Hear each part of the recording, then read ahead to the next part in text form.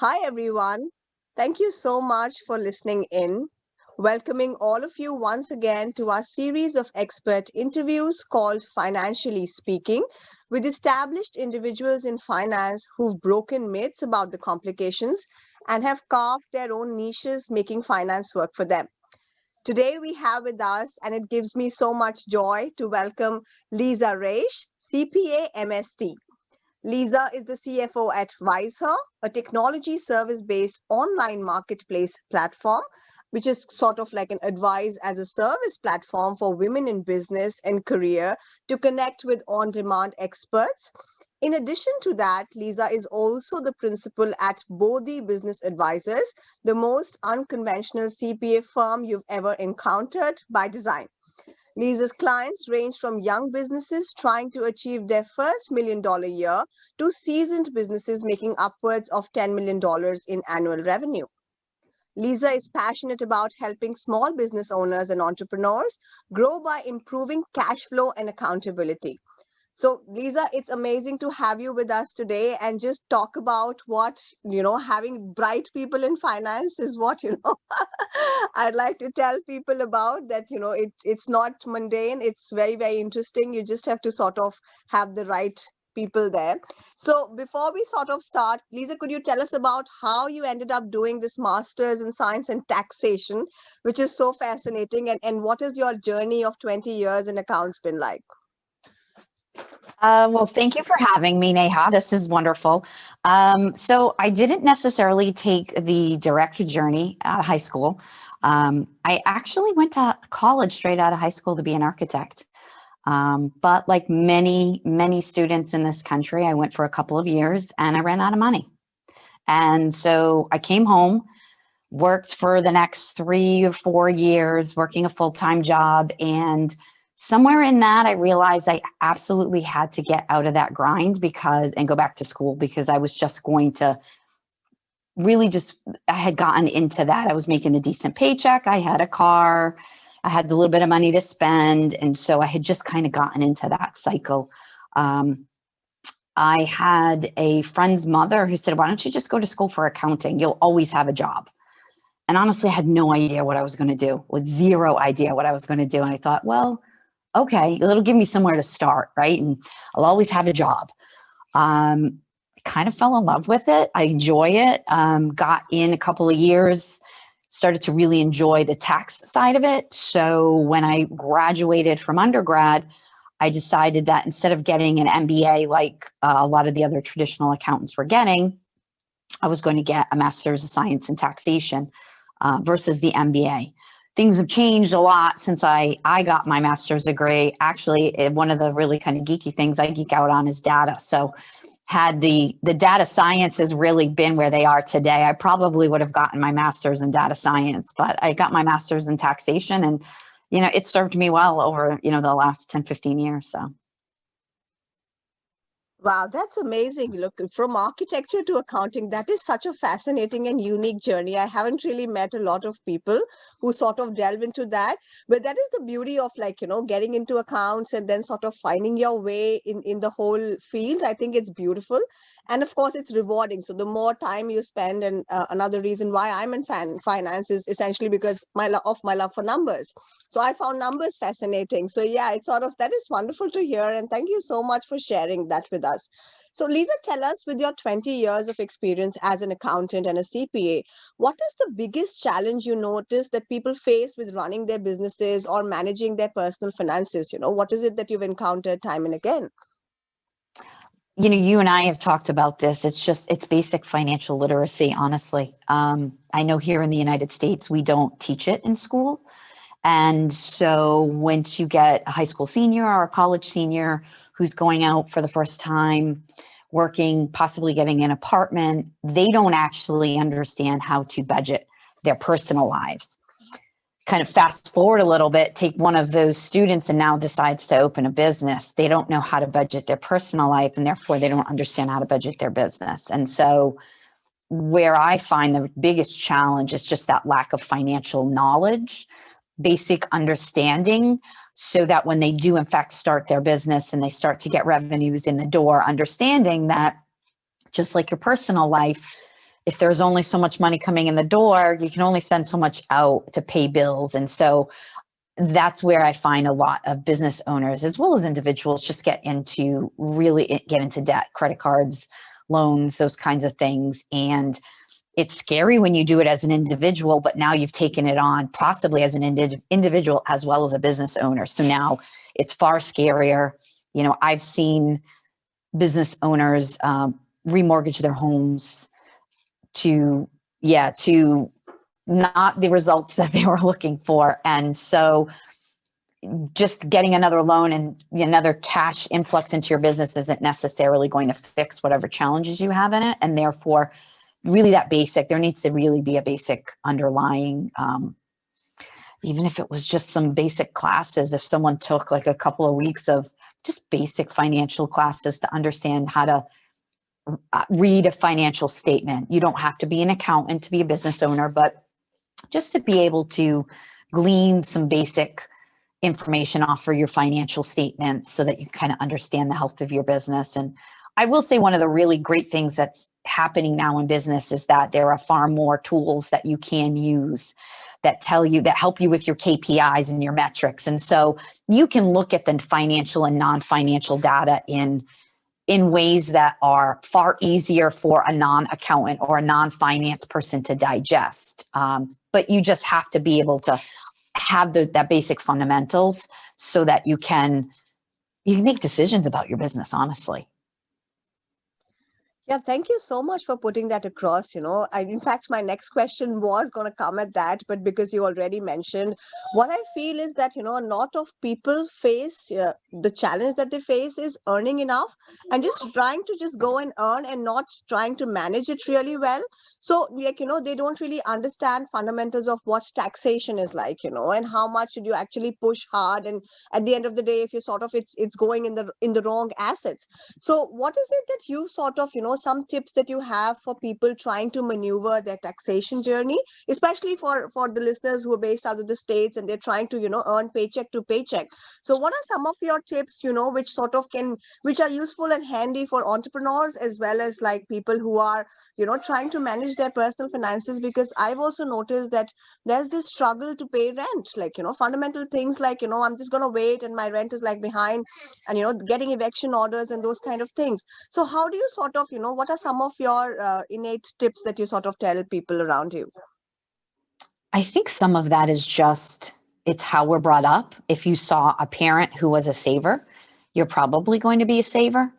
I personally had some financial challenges myself. My parents were not savers. And so that is not something that I learned. And so if you're learning that if you just throw the credit card down, if that's what people don't realize, they're actually teaching that to their children. And so it's, well, I'll borrow, I'll put it on a credit card, instead of actually saving. So sometimes that aspect of it really becomes a full family journey. Family's got to be on board with, parents have to understand, parents want to be able to do that, and then teach it to their children. That's a really big thing.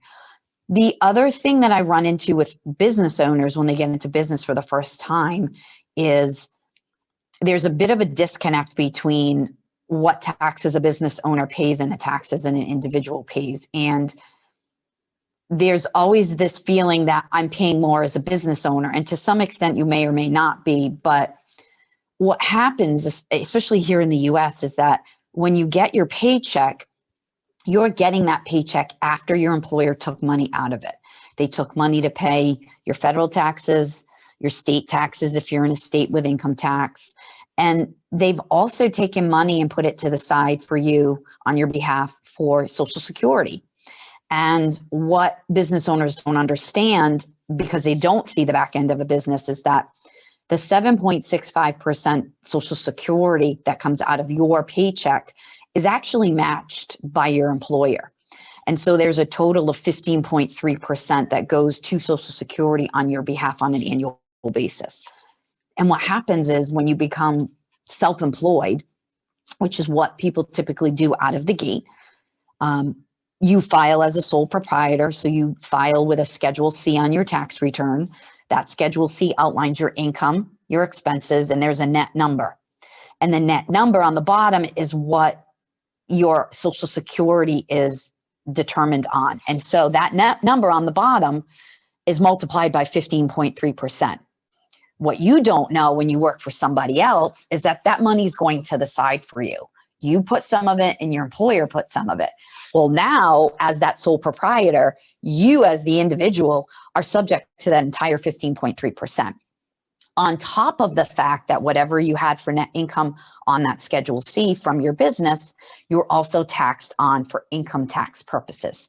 So while the dollars might be a little bit more, the reality is you're probably paying close to what you paid when you worked for someone else, but you didn't see it that way. Somebody else took the money from you every 2 weeks. They sent the federal tax deposits off. And at the end of the year, when you received your W-2 and you file your tax return, that money was already allocated to you. So what happens is you now have this business owner who is blindsided by this monstrous number that honestly, I've seen some of them on clients' tax returns and it makes you choke. But if you really look at it, if you break it down and you look at what they were probably making working for someone else and what they're making working in their business, they're probably close to the same thing. And the actual tax dollars will be slightly comparable, but they don't see that. And then they're getting the entire dollar amount from the customer. What they don't realize is they need to be putting money to the side to pay taxes.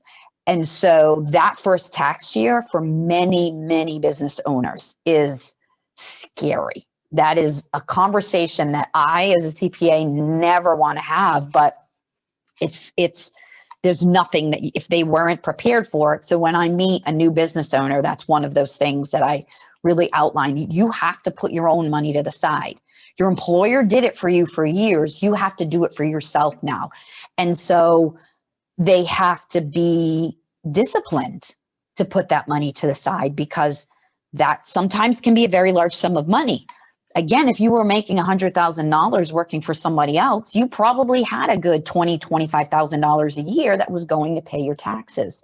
You never saw that money. Now, when you are working for yourself, you have to be disciplined to put that $25,000 for the year to the side to pay your taxes. And so it could be a really scary, that first year is really scary for people. And so they have to be well aware of it. And sometimes if you've, like this year, many people have gotten into business out of necessity. They were probably downsized out of corporate America for whatever reason, couldn't go to work, started side hustling, and doing their tax return this year could be really scary for some of them because they just didn't understand that one little fact. There are other things to understand, but that's a really big one. No, thank you so much for highlighting that. I think I could sort of echo some of the sentiments here because a lot of things change. And you're absolutely right. Sometimes people see only what is visible to them. So, what you see at your immediate disposal, that is what they sort of take it with. They don't really understand, things that were sort of getting put aside. So I think, again, India has been like fundamentally a very savings oriented society. So we sort of put away money. But then again, like, we keep telling time and again people that it is important that you save at the beginning, put it aside, don't sort of just try to sort of save towards the end. And then you're like, okay, this is like a cycle, which is like, you're not able to come out of. So yeah, and that is so true. Thank you so much, Lisa, for putting that. So another aspect I noticed with entrepreneurs, and especially this has become more so in recent times due to COVID, is that businesses were doing well. Some of them were doing really, really well. So what people did was they decided to venture into other arms and not really, understood how to manage and maneuver the cash flow. So how do you sort of put in what is coming from this side and stream it into that side? So have you noticed something similar? In fact, I was talking to a few people and some businesses were in fact doing well, but because of lack of cash flow management, they're like, in a topsy-turvy cycle right now. So what are some of the challenges that you see and face, and what are your recommendations? For a lot of owners, I've noticed that the economy that we had in this country, which for the most part has been doing well over the last 8-10 years, after we kind of came out of that 2008 market meltdown, for the most part, things have been going well. And so everyone almost took it for granted that that's always the way it was going to be. And so once we hit this pandemic, businesses closed, they cut down a, partial business, trying to work from home, like all of that. What I think it did for a lot of businesses, it kind of just opened the robe on the ugly side of business that the positive economy had hidden for many people, difficulties they had in their business that they had never really dealt with. And so now suddenly, when the revenues aren't flowing, and unfortunately for a lot of entrepreneurs, the feeling is that I just throw more business at it. I throw more deals at it. I throw more, that'll fix my cash problem, where they probably had far more underlying problems in their business. And this just like opened the curtain wide open. And so you've had a lot of business owners who've had to really think about not just potentially pivoting into another area in order to stay afloat, but just really rethinking how they do everything, because it's not, throwing more business isn't going to solve your cash flow problems. I've had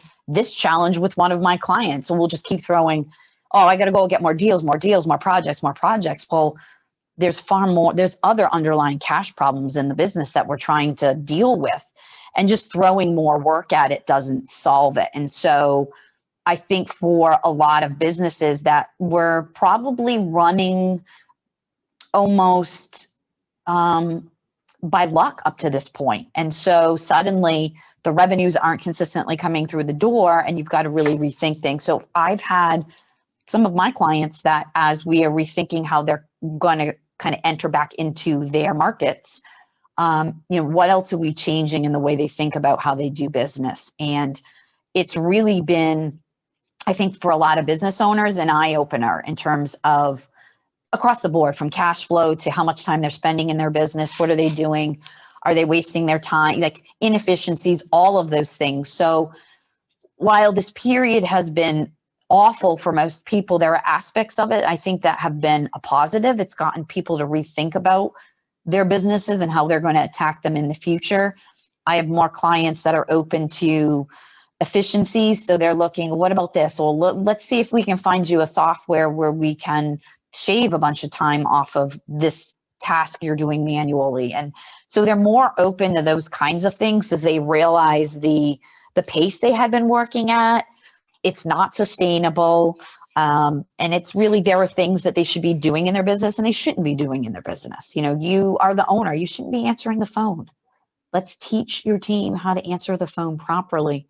Just little things like that. But then they start to realize, wow, I have been actually working in my business all along. I've never worked on my business. So it actually gave some of my clients the opportunity to start to work on their business and really rethink things. So I took it with a lot of clients as I called it a forced opportunity, and just really rethink a lot of what they were doing. And so that's what I had clients kind of walk out of this. And one of my clients went into the period and he had kind of just been doing well. And I don't want to call it skating, but had just been kind of on autopilot, and he had wanted to do some other stuff and he didn't do it. And so had he kind of teed that stuff up prior, he would have been in a different position during this. And so he was just like, okay, like I need to rethink about this. Like I'm doing well, I'm on autopilot.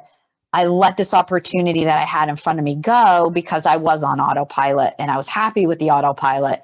And so he's starting to rethink how he's doing things. So again, the damage was far greater, and digging out will be much more work because the hole is much deeper.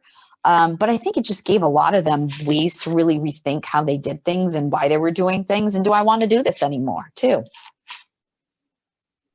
No, that is something that even I've struggled with as an early stage entrepreneur. So around last year, like things were coming, opportunities were coming, and I was just like taking it. And this one point I realized that I only have 24 hours. So sometimes for an entrepreneur, time to rethink and re-strategize is so important, because that is what is going to determine how your future is going to look like. So thank you so much for putting that across. it took me a while. I was trying to do everything myself, like from editing to like, I can do it, I'm good at it, to sort of saying, no, let me just offload, see how it goes. Let me just use that time for like other things. So thank you so much for putting that across. So Lisa, one of my final questions You're is, welcome. I have a coach. I will tell you, I have a coach of mine, not even kidding you. This is his thing. He says, what are you saying? If you're saying yes to this, what are you saying no to? And that's just your point of the 24 hours in a day. If you're saying yes, what are you saying no to? And you have to really look at it that way. Yeah, absolutely. And that's where the opportunity cost comes in. If this is working, wow, is it good for me in the short run? Or am I sort of giving away something which is going to be even bigger in the long run? So that evaluation is what I sort of took over the winter break. And I said, okay, so I'm going to focus my energy on these kind of things. And, that's how. And then it's a little bit challenging, I think, mentally, because we feel happy when things are sort of like going on autopilot. So that change is a little bit discomforting, but I think it's really, really useful in the long run. So thank you so much, Lisa. So Lisa, Definitely. you're a CFO for a women enabling tech platform. Tell us how empowering it has been to be a woman in finance. And have you had any challenges? And how have you come out of it? A lot of times people, in fact, I'm mentoring a bunch of students from Oxford University, and they keep reaching out and say, this is such a male dominated field, and this is like now, and you've been in the field for 20 years. So what are some of your challenges that you faced, and how empowering does it feel to be a woman in finance? So I will say from that perspective, I did get pretty lucky. The first practice that I worked for, I worked directly for one of the partners. I worked for the tax partner. He and I got along really well, and he did teach me a lot. Sadly, the challenge I had in that firm was the female owner, unfortunately. And then the first, controller job that I had out of public accounting, I worked for a really great CFO, and he taught me a ton about the business. I got very lucky. I've heard the stories, the little girl, don't tell me little girl kind of a thing. And so I did get lucky from that perspective, in that I have worked for some amazing, male bosses. After I left there, I went on and I worked for a very large publicly traded US company. And my boss was the US controller, and, she was a woman. So that was nice to see. It was nice to see that we had women in positions of power within the department. It wasn't just the women in the department were the AP people or the AR, it was, just to see like those supervisors and those managers. But now doing wiseHer, it's great that we now have a chance to help these women, because one of the things that I did notice when I left corporate and I started my own practice is I had never really gone out and networked prior to that. So I started to go out and network and meet people, and you start to see the same people, and you see the same people, what seems like kind of cycling through the same cycles, and just a lot of women not being able to kind of take that next step, or be able to, or whatever's going on in their personal world or in their business, just not really being able to make that leap. And so when I started working with Catherine, and I saw all of the research that she had done on, women and women in business, and 88% of the women in business in the United States do not gross over $100,000 in gross revenue. It's unbelievable. So there's about 12 or 13 million women-owned businesses in the US. Only 1% of those, what was it, 1.7%, gross over $1 million in revenues. And so to be able to help women get to that next place, to be able to provide them with a resource to say, hey, I have a question on this, or I've run into this issue on that. While the internet is filled with information, the internet is filled with information, and there's so much to dig through. And you could be in there looking to have one question answered and be digging and down a rabbit hole, and you end up down like a YouTube rabbit hole watching, before you know it, 8 hours later, you're watching cat videos. You never got the answer to your question. You still need to have that question answered in your business. But And so to be able to provide the service where you can, in fact, get on a call with an expert for 30 minutes or 60 minutes and say, okay, this is what's going on in my business. I've been on calls with women who are just simple things. Should I be filing sales tax? Yes, you should be filing sales tax in the state that you're in. Let me provide you with the link where you're going to go and register. This is the information you're going to need when you register. You need to file, don't not file, all of those things. And that was a huge weight off of her, because that had been something that had been chasing her for a while. Was like, well, should I be doing this? When do I do it? How do I do it? And so that was that one big thing she needed to get through and kind of check off her list at that moment in time. And so to be able to provide that service to women, not just with regard to accounting, but marketing and sales and so on and so forth. Catherine had a wonderful call with a woman who everybody in one of her Facebook groups had said she needed to hire a salesperson. And then somebody popped up and said, you really need to have a call with Catherine. And she got on an hour-long sales call with Catherine. And they walked through, because this woman had the opportunity to get in front of a really big, she had a really big opportunity with a very large company. She had no idea how to handle that sales meeting. She had never done that before, because she had come out of the technical side of the business. She had left the technical side and moved in, started her own business, and didn't know how to handle that sales call. She didn't need a salesperson to work in her business at that point. She needed to understand how to handle sales in her own business at that moment. Catherine taught her what she needed to walk into that meeting and then close the meeting. And she did, and she closed the business. And so that's what that woman needed at that moment in time. She did not need to hire a salesperson for $100,000 a year plus commissions and bonuses. She needed to know how to go in and close. Now she understands how to close. And really, when you start your business, you should be your best salesperson. And then somewhere down the road, when it's appropriate, you bring that salesperson on and you teach them that business. But she didn't need a sales associate at that moment. She needed to know how to sell. And so that's what we provide. And that's why we are so proud of what we're doing, because we are providing women with that opportunity to get the answers they need right now. You may want to take a course on sales. Wonderful. Take a course. You'll have videos and modules and read, and that's wonderful. Like, if you want to dig in and get that real deep knowledge, absolutely. She needed to know what to do when she walked into that meeting to close that business at that moment in time. And that's what we provide for these women. No, that is fundamentally amazing. I've been on some of those calls, and I think that it is so vital, because sometimes we struggle with just that little thing. It's just about that little one screw that sort of is needed to fix it, and then we'll sort of like all over with tools and everything and ammunition, and you're not able to understand. So yeah, it's a powerful platform. It's a wonderful platform. I'm also on the platform, so this is for all those women who are seeking help. Come ask for it. So that is what is so important. Reach Absolutely. out. Yeah. So I'm going to put the link to wiseHer here in the description to the video. So for people who are sort of like looking to get advice, Sure. this is absolutely, yeah, please reach out to wiseHer and the amazing experts they have. So thank you, Lisa, for your time. As we sort of wrap up, what is some of, some geeky movies, books, what has been like, sort of empowering, some quote in finance, which is sort of like, sometimes even if you look at it on your phone or on Pinterest or something, it brings a smile to your face, and it sort of makes your day to sort of push harder in the field of finance. So what is that one book or quote been? I always recommend clients read a book called Profit First. It is written by a gentleman by the name of Mike Michalowicz.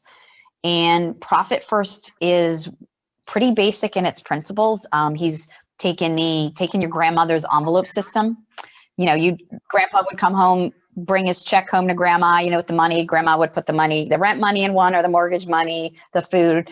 And he's adapted that to in a business setting. And while it may sound hokey, it actually really does work. I use it in my business. And for clients that are struggling with cash, that's one of those things that I use as a tool, because it is so powerful in its simplicity. I think people think that finance and accounting is this scary, Jason, Freddy Krueger in the closet kind of a thing, the scariest, like, creepy creature on the planet, like, lives in the closet. That's your business finance. and it's not. And so he's very humorous. He tells some funny stories about how he sold his, what he felt was a profitable business. And then over the next 18 to 24 months, proceeded to lose all of that money because he became an angel investor. And he didn't actually know how to properly run a business. So he dubbed himself the angel investor of death.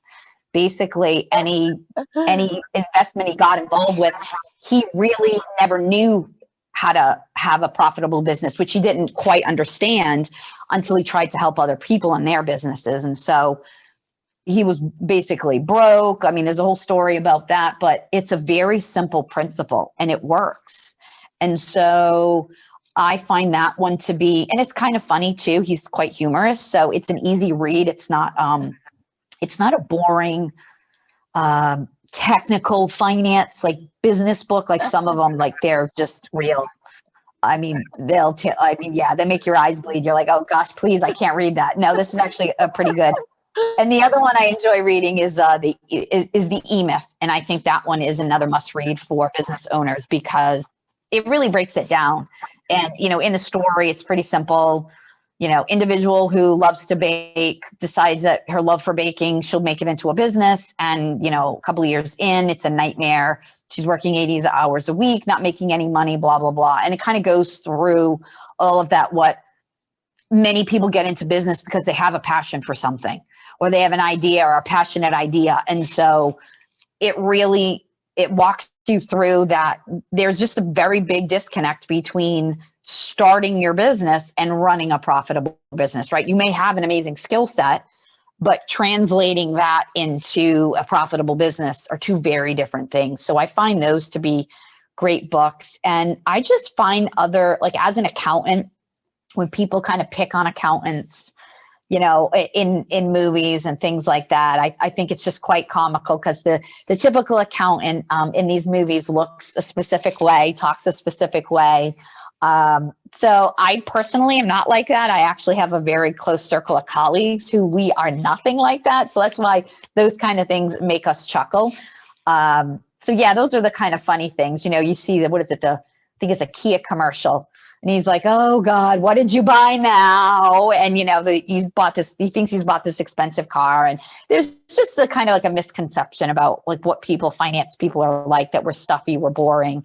Most of us, there are actually a group of us who aren't that way. And so I laugh at a lot of those things. I laugh at, I see the H&R Block commercials come out at this time of the year, as they've kind of spun what the typical CPA is like. And, one of my bosses, the joke was like, was it Dewey, Cheatham, and Howe? Like used to be the name, the fake name of all the slick CPA practices that we're going to, help you deduct your cat as a dependent and stuff like that. And so I find that stuff very, very humorous because it's so far from the truth. But again, it's just humor in what most people find as a very scary subject, or one they just don't even want to get within 10 feet of. And sometimes that fear is really what cripples them in their businesses, is that fear of their finances, that if they can just kind of overcome that, it makes it much more palatable. But if you're afraid of it, like you're afraid of the boogeyman, then, unfortunately, those are the things that will chase you in your business. They'll chase you to the ground. And so you just have to be a little bit more open to having the conversations, getting the right professionals around you as a business owner. Surprised that I have so many professionals in my network. And they're like, well, you're an accountant, X, Y, and Z. I'm like, that's not my area of specialty. I have an insurance person that I reach out to. I have an attorney. I have other CPAs that I refer people out to because that's not, whatever is not my specialty. And so I have a circle of people around me that I can tap when I am in an area where it's out of my comfort zone and I don't know. I'm not a financial planner. I have a planner I work with. And so people think, oh, well, you're an accountant. You can pick and buy stocks. And like, no, that's not my area. I don't. And so there's this just general misconception about what people can and can't do. It's just like an attorney. I would not have you call your cousin who's a real estate attorney to help you go through a business contract. Those are two totally different people. And so just understanding, be open to having other people help you, ask for help, get those professionals in your circle to support you, because you cannot do it all by yourself. That is wonderful. Thank you so much, Lisa, for putting that across. You know, there are so many times I have to tell people that accounts and finance are linked, but two separate subjects which need equal importance. They're of equal significance. So you sort of have to hire the right people for the right job. So thank you so much for putting that across. And thank you so much for your time. It was, as You are always, very welcome. wonderful talking to you and just discussing about, you know, the common love that we have for finance and accounts, and just sort of like getting on our way, trying to, you know, emphasize on the fundamentals that sort of matter in the long run. So thank you so much for your time once again, and it was great having you. Thank you. I do appreciate it. You just like I do not want to see people struggle. And that's what we're trying to do. We're trying to help people no longer struggle.